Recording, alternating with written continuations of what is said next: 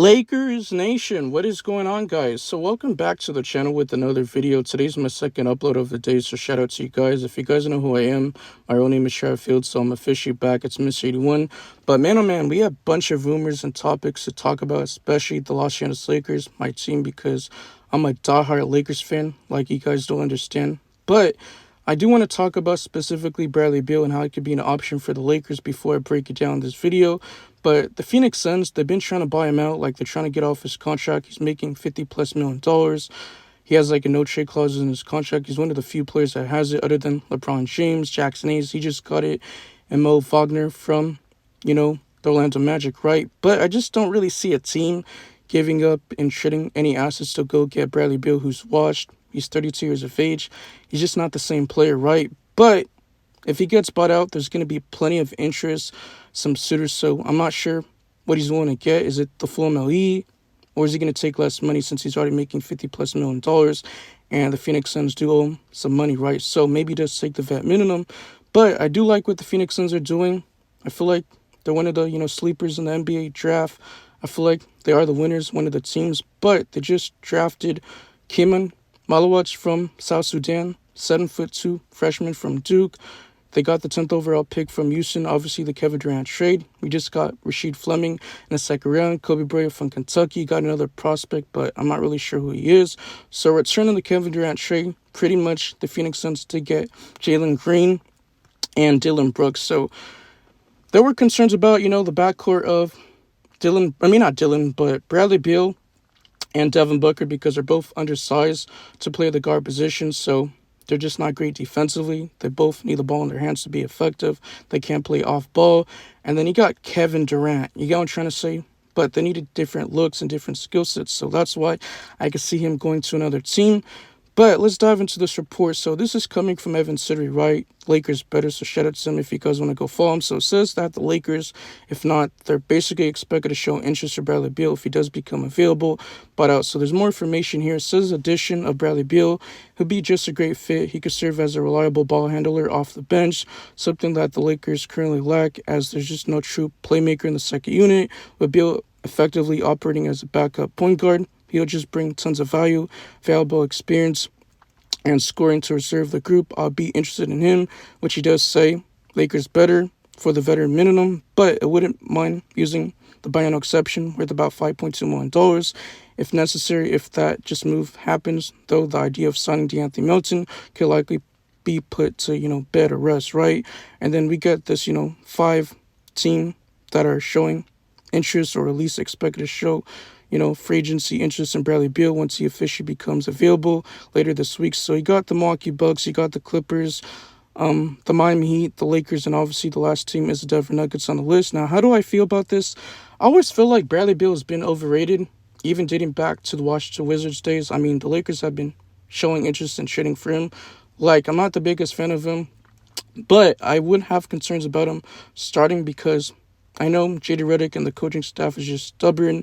And I know how, front office Rob Pelinka, our GM, and Jeannie Buss don't want to trade Austin Reeves. So I think he's going to be a starter full-time. Maybe does come off the bench for a little bit. But I will love Austin Reeves off the bench to play, make, and have that ball-handling duties you go and trying to say. But there are concerns about the fit. Obviously, you got Luka Doncic. He's a cone defensively.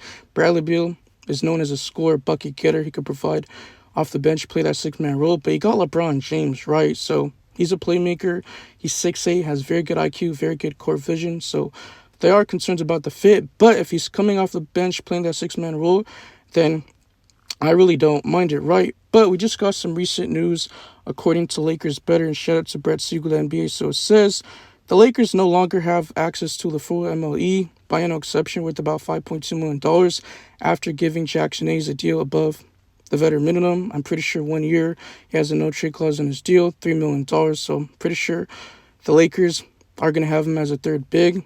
But I'm kind of confused about this, because I thought if we did sign Jackson Hayes to the vet minimum, then we still have the buyout exception, $5.2 million, to go sign like Al Horford, because I know the Lakers offered Al Horford $5.2 million, but he's showing interest from several, different teams. The Lakers, obviously the Golden State Warriors, they're in the sweepstakes, and then you got the Denver Nuggets, which is a new team because they just traded for Jonas Valanciunas.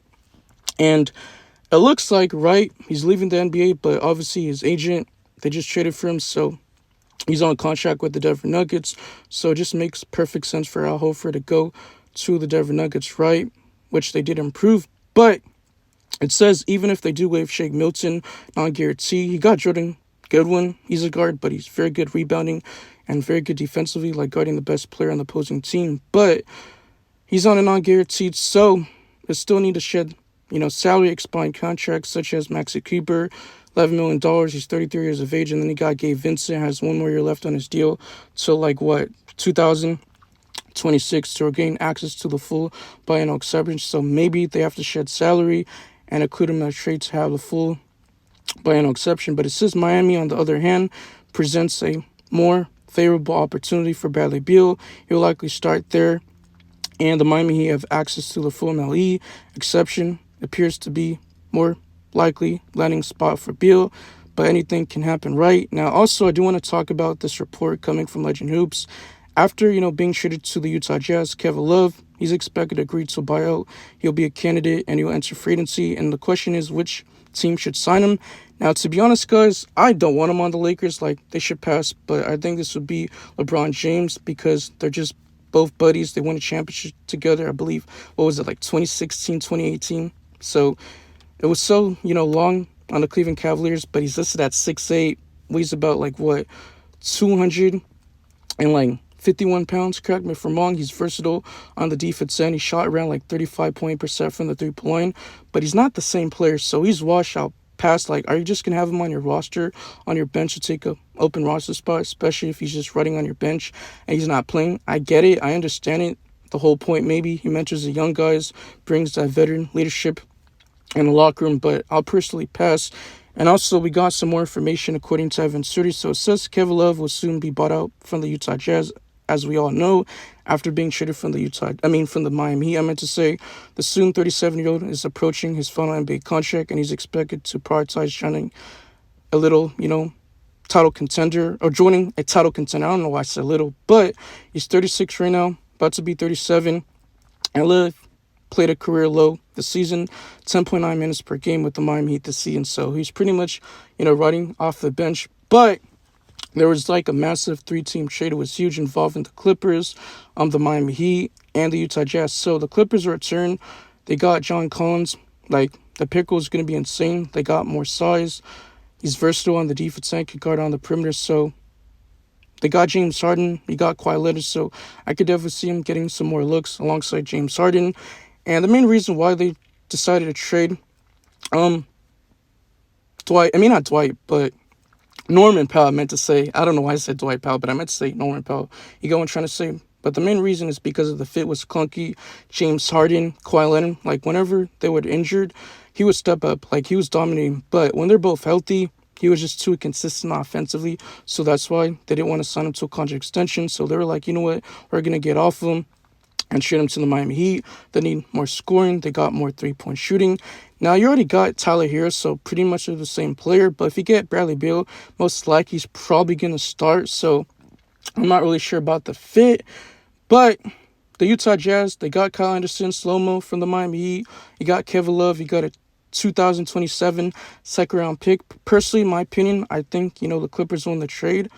But they got a young player who's 27 years of age. The Utah Jazz just want to get off John Collins' contract. They're starting over. I really don't know what direction they're going. Are they trying to rebuild? Are they trying to compete? But it looks like they're trying to go through the younger side. So, Lakers fans, NBA fans, I know you guys let me know in the comment section. How do you guys feel about this whole situation involving Bradley Beal? Kevin Love getting traded. But Lakers fans, I really appreciate you guys. Make sure you guys keep liking. It really helps the algorithm, the audience. Also, we're on the road to 4K subs. Follow my socials. The links will be down in the description. I pretty much, talk Lakers basketball. But I'm telling you guys, if Rob Pelinka, our GM, does this and signs, Kevin Love, let's say, a vet minimum, then I'm going to be super upset. I'm going to be probably crashing out, breaking things. But, that's typical. That's what Rob Pelinka does. He sucks at managing assets. Doesn't really get the best return, and we continue to lose, out on free agents. We lost Dorian Finney-Smith to the Houston Rockets. I mean, Gene Buds didn't want to pay the luxury tax, so that's why we lost Alex Caruso and we kept Taylor Horton Tucker. Words are hard, but you go on trying to say so. I'm not really surprised about this. Like, the front office is really, used to letting our players walk. For example, Malik Monk, we signed Lonnie Walker. Obviously, he was his replacement. But I'm completely numb to this. I'm so sorry. Like, I can't get my words out. But it's very hard, and I'm having a rough day. Obviously, it's still early in the morning. It's 10:40 p.m. as I'm recording the video. But I thought this was, very interesting to talk about. But the suitors, obviously, Bradley Beal to the Miami Heat just makes perfect sense. Like, if he gets bought out, obviously, I'm pretty sure they open up a roster spot and they free up some more, cap space. But the Clippers, they're always going to clip. Like, I'm not, buying them as contenders. They're always going to be pretenders. But you got Bradley Beal. Maybe if they do buy him out, he could be his replacement for, Norman Powell. But yeah, man, I'm out of here. Peace. Cheers.